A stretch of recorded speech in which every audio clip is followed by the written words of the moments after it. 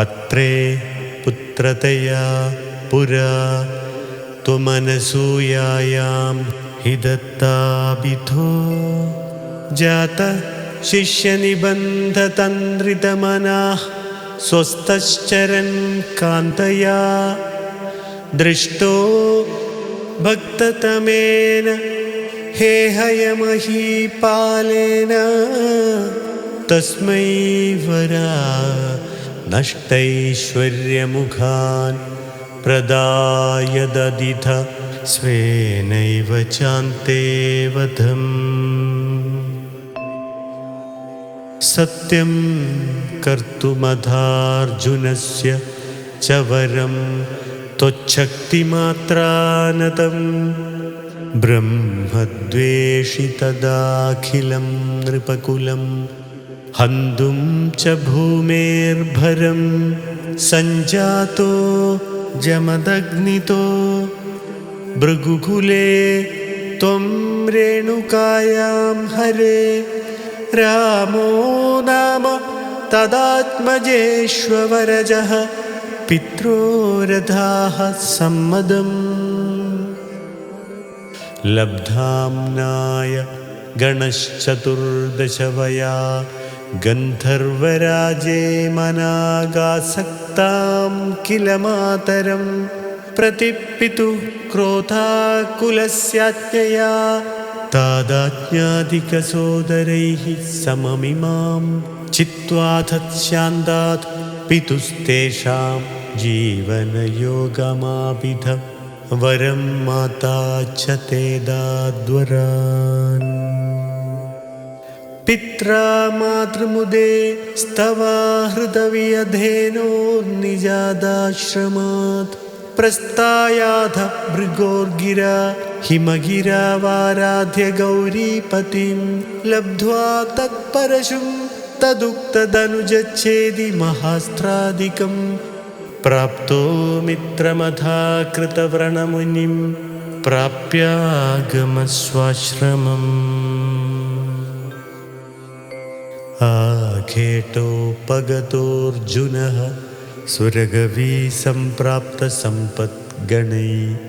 त्वत्पित्रा परिपूजितः पुरगतो दुर्मन्त्रिवाचा पुनः ग्रां क्रेतुं सचिवं न्ययुङ्क्त कुधियात्तेनाभिरुन्धन्मुनि प्राणक्षेपसरोषगोहत च मूचक्रेण वत्सो हृतः शुक्रो जीविततादवाक्यचलितक्रोधोद सख्या समं भिद्रद्यातमहोदरोपनिहितं चापं कुठारं शरान् आरूढः सह वाहयन्द्रकरथं माहिष्मदीमाभिशन् वाग्भिर्वत्समदाशुषि क्षितिपतौ सम्प्रास्तुधा सङ्गरम् पुत्राणामयुतेन सप्तदशभिश्चाक्षौहिणीभिर्महा सेनानीभिरनेकमित्रनिवहैर्व्याजृम्भितायोधनः सद्यस्तुत्ककुठारबाणविदलन्निःशेषसैन्योत्करो भीतिप्रद्रुतनष्टशिष्टतनयस्त्वामापतद्धेहयः लीलावारितनर्मदा जलवलल्लङ्घेशगर्वापः श्रीमद्बाहुसहस्रमुक्तबहुशस्त्रास्त्रं निरुन्धन्नमुं चक्रे त्वय्यथ वैष्णवेऽपि विफले बुद्ध्वा हरिं त्वामुदा ध्यायन्तं चिदसर्वदोषमवधीः सोगात्परं ते पदम् भूयोमर्षितहेहयात्मजगणैस्ताते हते रेणुका माघ्नानां हृदयं निरीक्ष्य बहुशो घोरां प्रतिज्ञां वहन् ध्यानानीतरधायुधस्त्वमकृता विप्रद्रुहक्षत्रियान् दिक्चक्रेषु कुठारयन् विशिखयन् निक्षत्रियां मेदिनीम् तादोज्जीवनकृन्नृपालककुलं त्रिसप्तकृत्वोजयन् सन्दर्प्याध समन्दपञ्चकमहारक्तहृदौखे पितॄन् यज्ञेक्ष्मामपि काश्यपादिषु दिशन् साल्वेन युध्यन् पुनः कृष्णो मुं निहनिष्यतीति शमितो युद्धात् कुमारैर्भवान्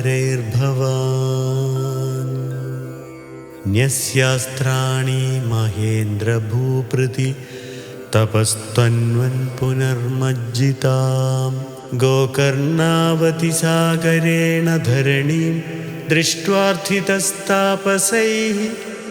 ध्यातेश्वासधृतानलास्त्रचकितं सिन्धुं स्रुवक्षेपणात् उत्सारोध्यत केरलो भृगुपते